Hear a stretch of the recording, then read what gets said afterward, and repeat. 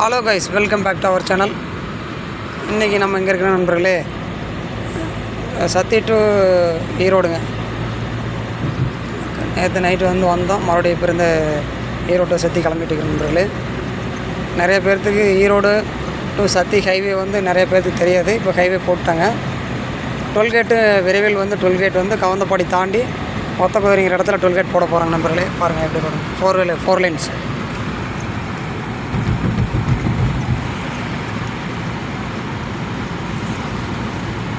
ரொம்ப நாளைக்கு முன்னாடி நம்ம சேனலில் ஒரு வீடியோ பார்த்துருப்பீங்க.